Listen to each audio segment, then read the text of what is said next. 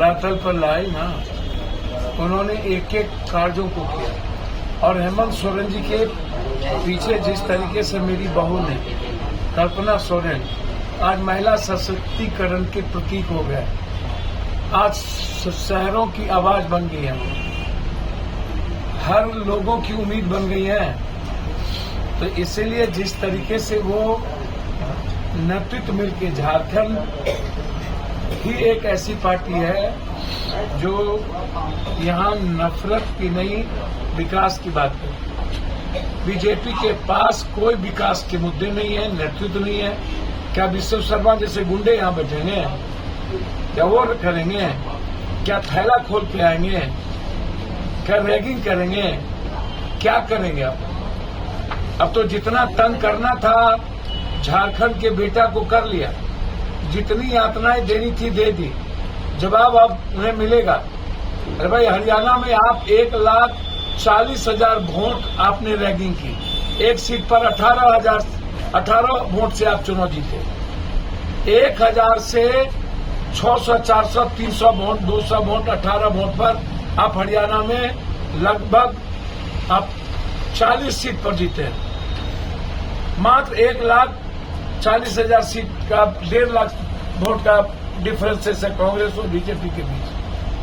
Ragging न किया होता ये हालात नहीं होते, और निर्दलीय को वो पैसा न दिए होते कांग्रेस के निर्दलीय।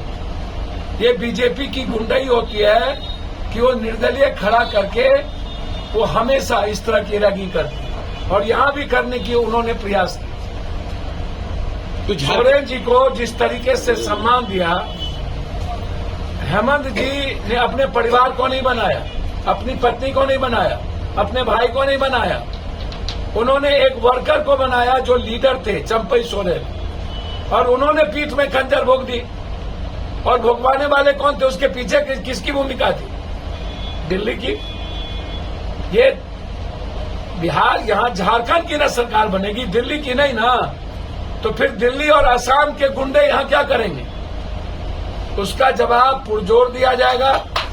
और मैं बहुत क्लियर समझता हूं, जो योजना हमारे मुख्यमंत्री जी, हमारे भाई ने लाया, जो योजना को जमीन पर, धरातल पर उतारा, हर हाथ में पहुंचा दिया, हर घर को पहुंचा दिया, और इतनी यातनाओं के बावजूद जिस तरीके से 5 साल आम लोगों की सरकार बनी, नफरत की नहीं, किसी धर्म और जाति की नहीं, डोमिसाइल मुद्दों को लेकर के कोई हाहाकार नहीं मचा, जिस तरीके से बीजेपी करती रहती है। तो आज हेमंत सोरेन जी के सामने कोई नेतृत्व नहीं है। बताएगा किसके नेतृत्व में चुनाव लड़ेंगे? मतलब इतिहास लिखेगा महाराष्ट्र में भी और झारखंड में भी। और झारखंड में हम पुनः सरकार बनाएंगे, हेमंत जी के नेतृत्व में बनाएंगे, और दिल्ली और असम की गुंडई को समाप्त करेंगे।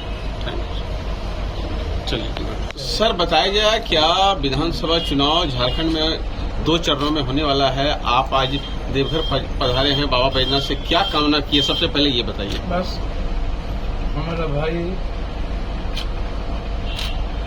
अलग अलग कोख से जन्म लिए, लेकिन हेमंत सोरेन जी मेरे खून से बढ़, और झारखंड के हित में, सभी जाति धर्म वर्गों के हित में, गरीबों के हित में, महिलाओं के हित में, युवाओं के हित में, और देश में जो आदिवासी समाज है और गरीब है, उसके लिए जो प्रखर आवाज है वो है हेमंत सोरेन। और मैं ईश्वर से अनुकूल चंद जी के यहाँ भी हम गए। मैंने तो सिर्फ, हम कभी कुछ भगवान से नहीं मांगते, बस एक इंसान बना के रखे, यही बहुत। इस दुनिया में अच्छे इंसान की जरूरत। सर, चुनाव के बारे में क्या कहना चाहेंगे? झारखंड का जो चुनाव है क्या देख रहे हैं आप? भैया, हमको क्या देखना, जनता देखेगी कि हम ही देखेंगे? नहीं, जैसे कि आप अनुभव के और लोगों की तरह मियाँ मिट्ठू हो जाए, जो 5 साल काम करते हैं, जो इतनी बड़ी तंग के बावजूद केंद्र सरकार 5 साल सरकार को चैन से नहीं रहने दी, और विश्व शर्मा ने जिस तरीके से गुंडई की, आज भी वो गुंडा बन करके यहाँ बैठा हुआ है। उनकी गुंडई खत्म हो जाएगी इस बार। तो क्या मानते हैं? ये आसाम बिहार आवे ना, उनकी गुंडई की पता चल जाएगा। यहाँ गुंडई नहीं चलती है। विश्व शर्मा ने जिस तरीके से लगातार झारखंड पार्टी को, जेएमएम को तोड़ने का, कांग्रेस को तोड़ने का, कभी सरकार बनाने के लिए करोड़ों अरबों रुपया, कभी ईडी में कई मंत्री, हमारे भाई को जेल भेजा। कभी आपने सुना कि मुख्यमंत्री को इस तरीके से जब नहीं जीता गया, जब सरकार नहीं चेंज कर पाई, जब सरकार इन लोगों ने अपना नहीं बना पाया, तो मुख्यमंत्री को जेल भेज दिया।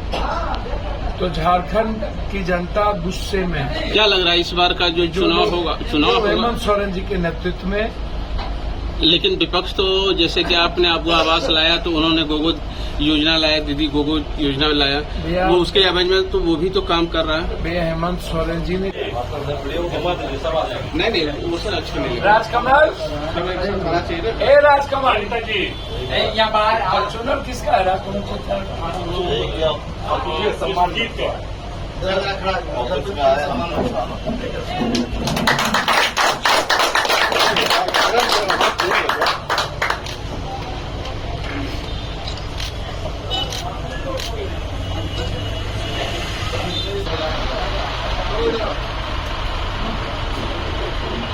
चाय दो